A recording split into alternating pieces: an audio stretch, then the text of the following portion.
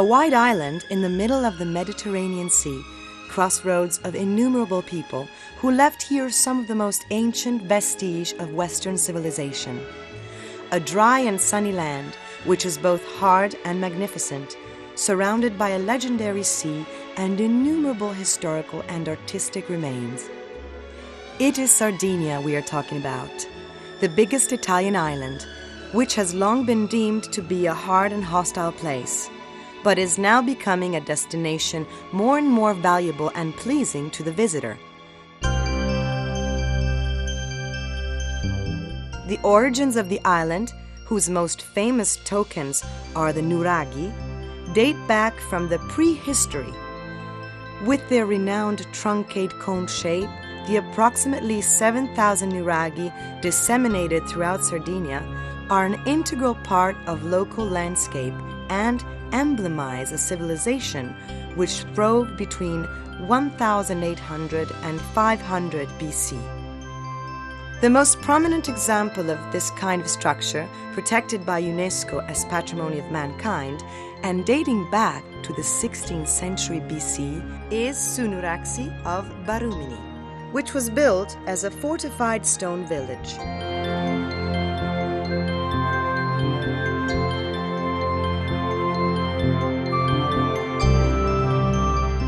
Many other nuraghi are scattered around the whole island, as the one of Sant'Antioco in Torralba, dating back to the 9th-8th century BC.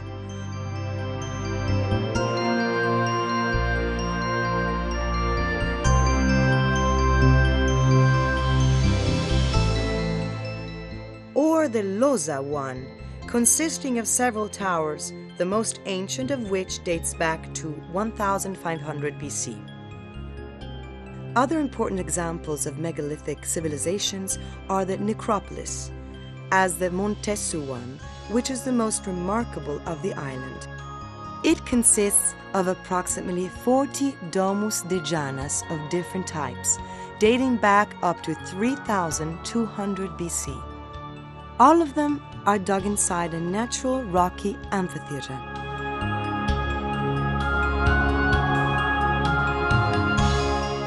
Another remarkable village is the Monte Sirai, which was a city founded by the Phoenicians in the 8th century BC in order to provide a dominion for the mining area, which was already well known in those days and was subsequently taken over by Carthaginians and Romans. One more impressive vestige of the Carthaginian rule is Tharros. It was founded by the Phoenicians around 800 BC and subsequently colonized by the Carthaginian merchants, whose Roman town planning scheme can still be visited today, being the Tophet, Demeter's temple, a Punic temple, and 2 Roman thermal structures.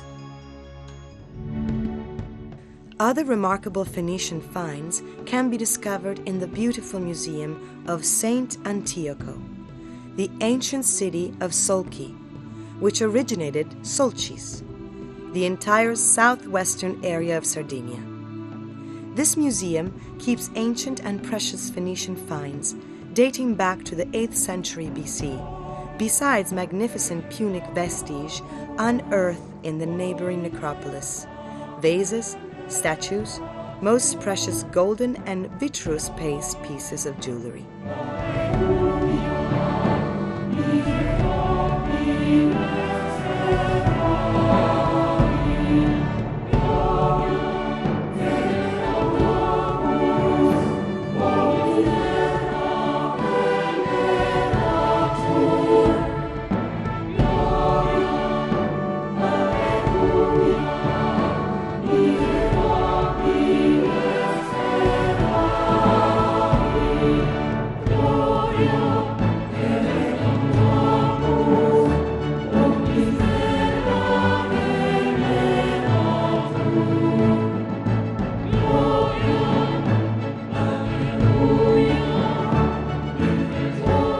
Particularly interesting to be visited is the necropolis next to the museum, with its innumerable tombs dug in layers in tuff.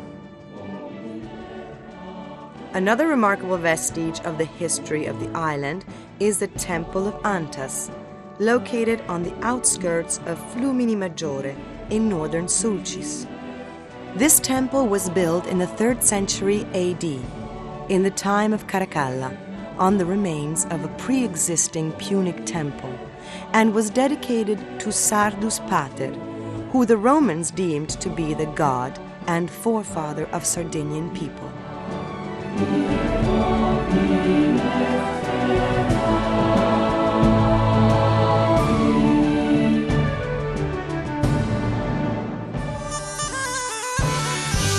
The last historical vestige we intend to visit is to be found in Cagliari, the regional capital. It is the Roman amphitheater, carved inside the rock of the hill of Buon Cammino, Nice Walk, and dating back to the 2nd century AD. Cagliari is a big sunny city, overlooking the sea and surrounded by salinas and ponds teeming with fish. The city is dominated by a mighty medieval castle, erected by the Pisans, which is accessible through large and elegant portals.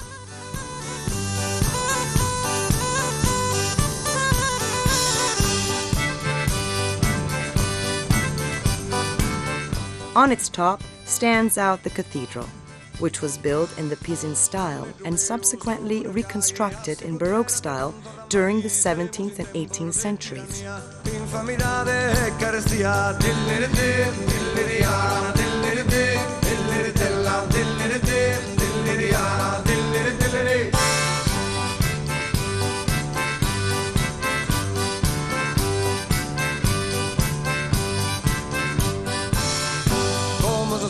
Casca anche cane, grida nelle vorte che rimus pane, familo noi, semus papenne, pane, castanza e terra con lanne, dell'erede, dell'eriana, dell'erede, dell'eretella, dell'erede, dell'eriana, dell'erede.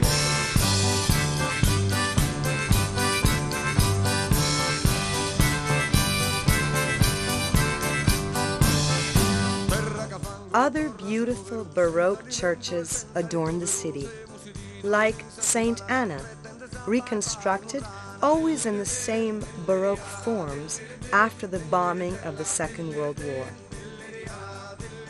St. Michael, one of the best examples of Spanish Baroque, erected in 1600 by the Jesuits. And St. Joseph. All Sardinian cities are rich in art and history, though. This is Oristano, the ancient capital of the Giudicato of Arborea. Its center hosts the beautiful 13th century Duomo.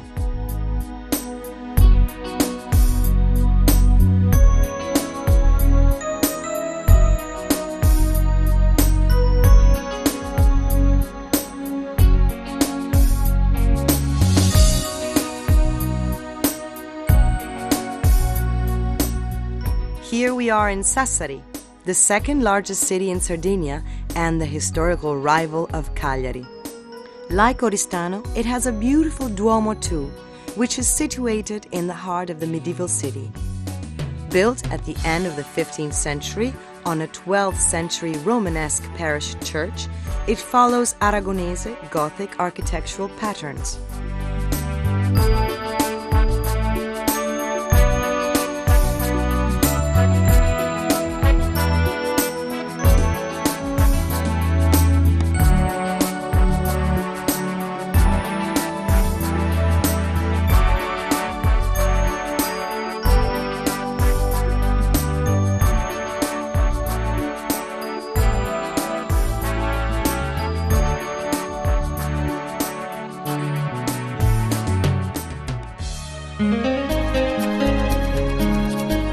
Another magnificent church, standing isolated in the very heart of the countryside, is to be found just in Sassari's province. It is the Church of Saint Trinity of Saccargia, the most famous monument in the Pisan Gothic architectural style of all Sardinia. Founded in the 12th century, this church is distinguished by the black and white ashlars of its facade and of the mighty bell tower beside it.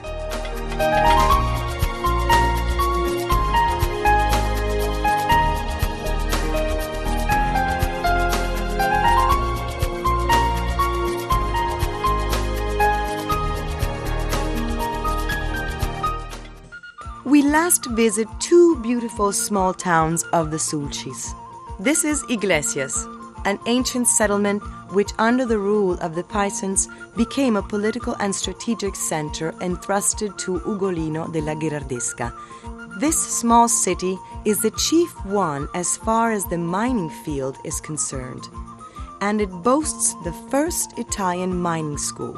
Its ancient name, Villa di Chiesa, Church's Villa, was prompted by the many beautiful churches it hosts, among them the cathedral,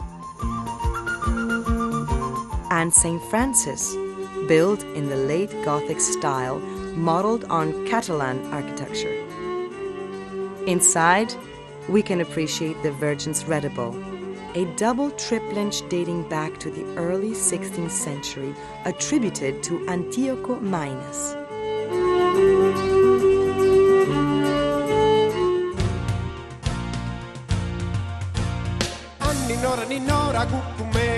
Talking of mines, it is to be pointed out that the whole of Sulcis is renowned for the mining trade, mostly bound to coal, which during the fascist regime transformed the whole area of the Sulcis by creating new towns meant just for the miners.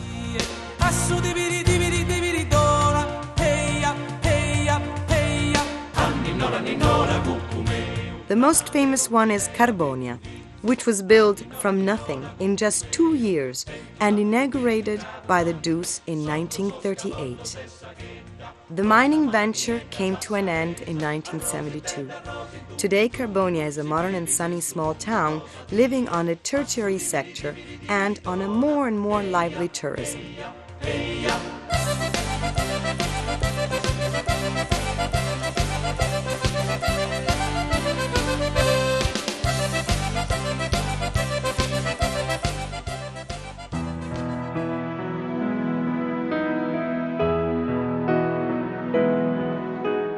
A tour of the Museum of Coal, set in the big mine of Serbario, on the very extractive area, is really not to be missed. This is a tour that will allow us to enter the mythical and tragic world of the miners by going along the very tunnels where they worked and where the mining methods of the different times have been recreated.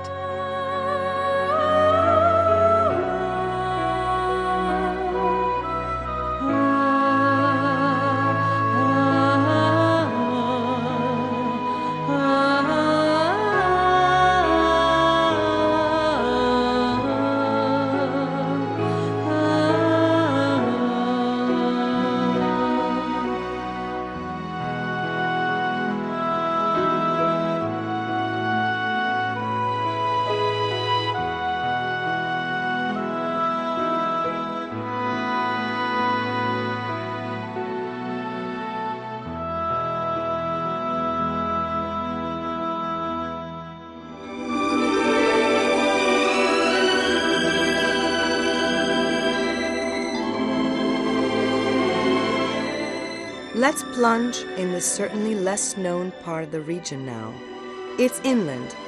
Sardinia's inland area is mostly dry and wild, but it suddenly opens out in magnificent naturalistic oases, vast and silent woods, immense lagoons where flamingos rest,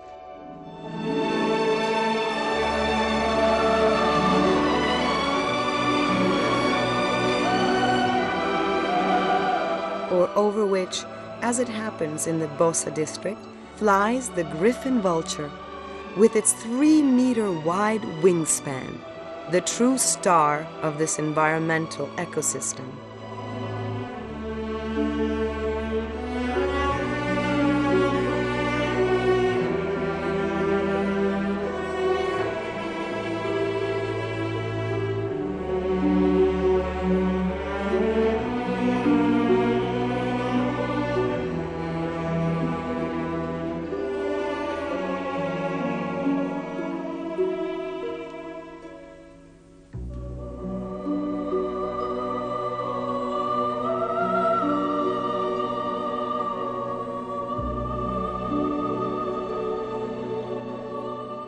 Besides, we can meet flocks, horses, and even the very rare white donkeys, populating the island of Asinara, which is named after them from the Italian word asino, meaning donkey. Today, this island, which used to be a maximum security prison, is open to a selected tourism at last, being a magnificent natural oasis.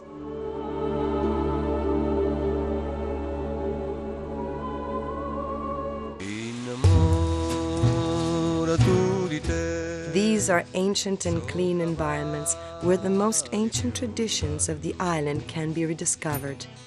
This is Orgosolo. Till a few decades ago, it was notorious for its reputation as the land of brigands. While today, it has revived, becoming an interesting destination for tourists, thanks to the magnificent mural paintings which turned it into an actual outdoor museum. So cavalli più d'un anno, o da me lo disinganno, o mostrare un mi innamora tu di te, so cavalli più d'un anno, o da me lo disinganno, o mostrare un mi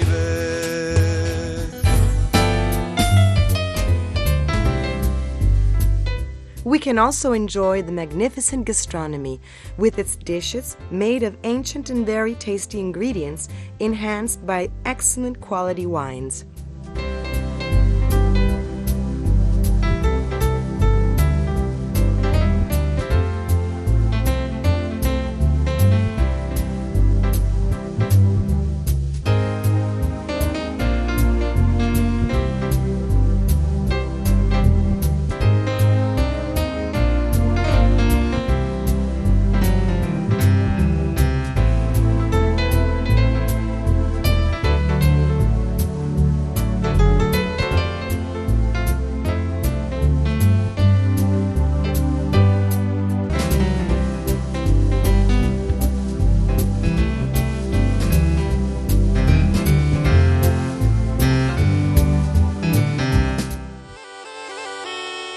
Or the music, which is absolutely unique and overwhelming, as the one performed by an artist playing the most typical of Sardinian instruments, the launeddas.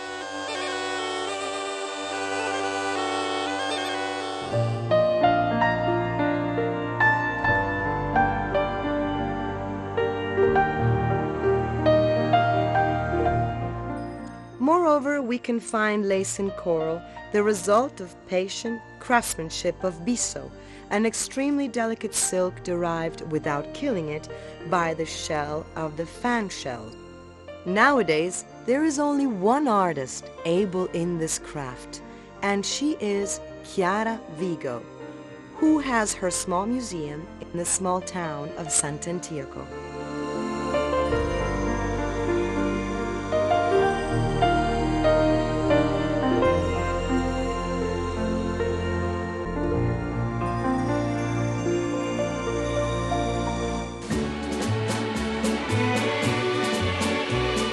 It is just Sant'Antioco, the magnificent Sulcis island bound to Sardinia's southwestern coast by an isthmus, to open the doors to the most magnificent and renowned heritage of Sardinia for us, the sea.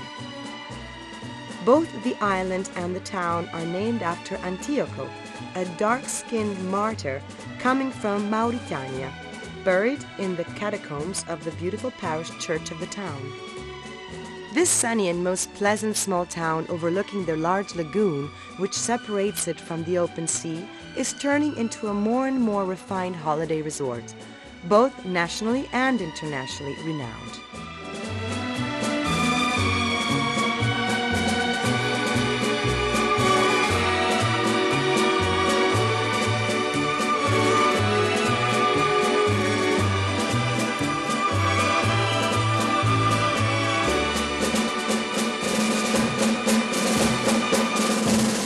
The whole island allows really special walks and holidays, with its wide beaches, its sea, which stands out for its amazingly beautiful colors and its perfect climate.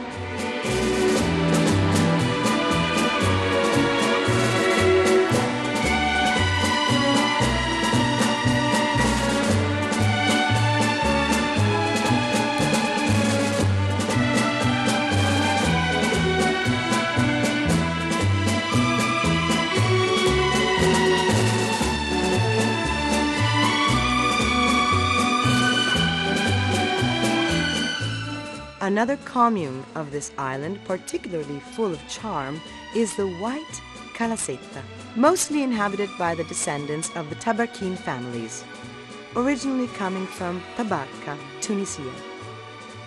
It is a small farmers' and seamen's village renowned for its ancient vineyards, especially for the Carignano variety.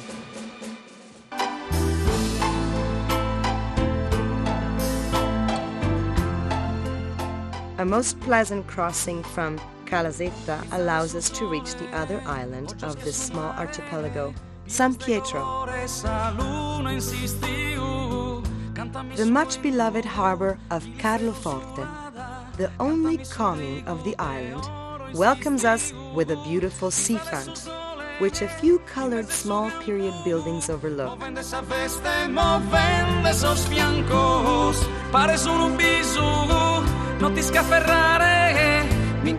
This island still retains the ancient Genoese architecture, customs, and language.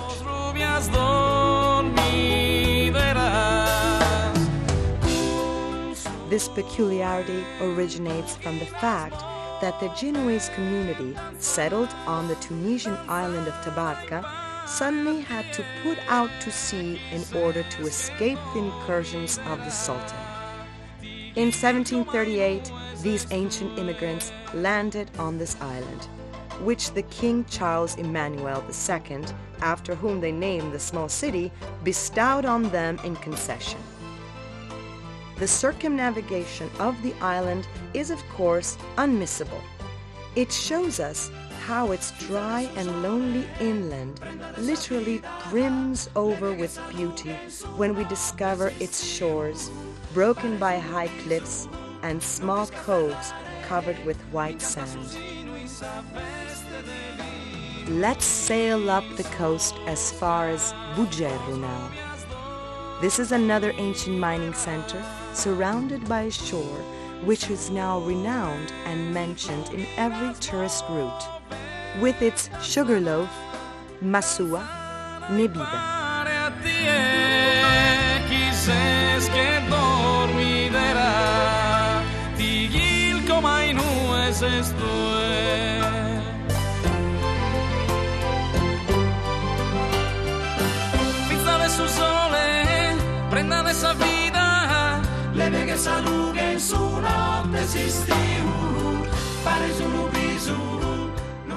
The following site is Cala Domestica, regarded as one of the most beautiful seashores of the whole of Sardegna.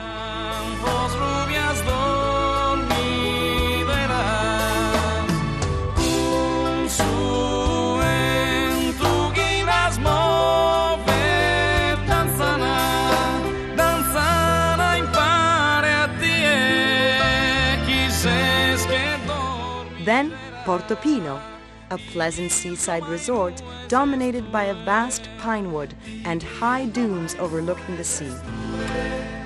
And Porto Scuso, another beautiful seaside resort characterized by its modern small tourist harbor, fully equipped with port facilities and which can host 400 craft. Esos cantos de su sono, de esos guindados. Giuga en esa luga de su sole hasta el bore.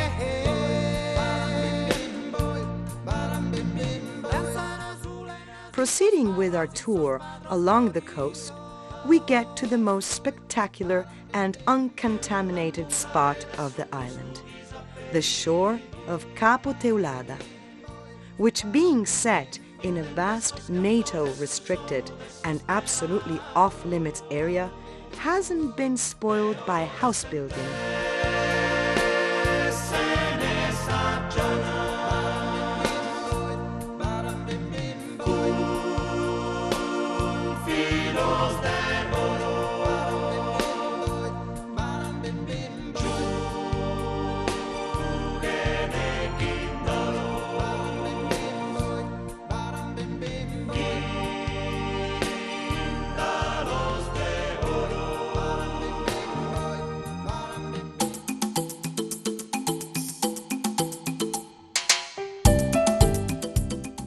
On the other side of the island, we meet Capo Caccia, a resort just as renowned. It consists in an imposing headland belonging to Algheros province, which massively rises above the bluest sea ever. Dug at its base, we find the most famous sea caves of Sardinia, a complex consisting in wide hollows, cliffs, and small lakes which extend underwater as well, and can be visited both by boat or walking down the almost 700 steps starting from the top of the headland. The Neptune's Cave, Hell's Cove, Cala dell'Inferno, the Green Cave, and the embroideries are just some of the wonders that can be visited in this area.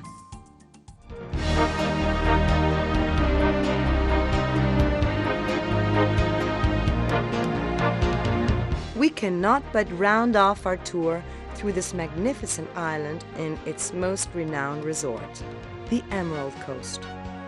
50 years have now passed since the Aga Khan, a well-known personality at the time, visited a stretch of the northeastern coast of Sardinia. The place was almost desert.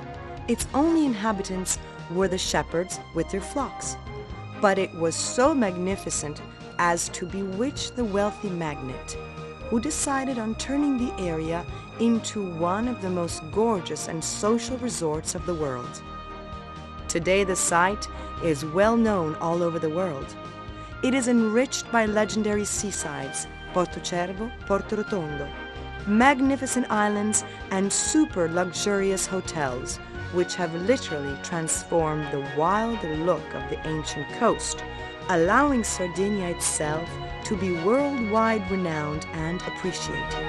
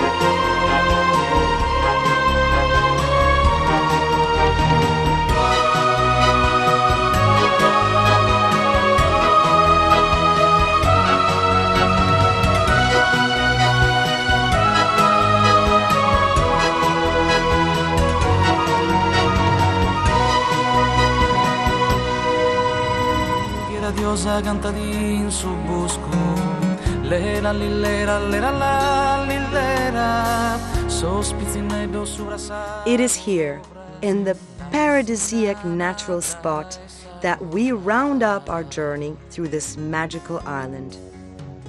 We do it with an unusual boat race. Not one of those that witness legendary yachts compete on this exclusive sea in summer, but aboard a much more unsophisticated and ancient boat, driven by that lateen sail, which still represents the remembrance of remote and important time. An extremely appropriate way to live the old age of a land that, as if born again, looks at its significant future with ever-increasing awareness. Sospiti nello scorso soggio sviene, non su più solo su morente con saggiana e saluna. Commovo del dormire, commovo del misale, con saggiana e saluna.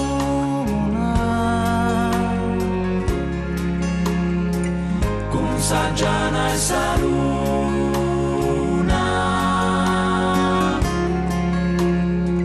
con saggiana e saluna,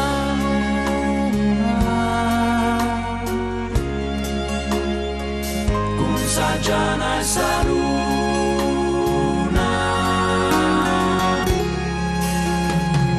con saggiana e saluna.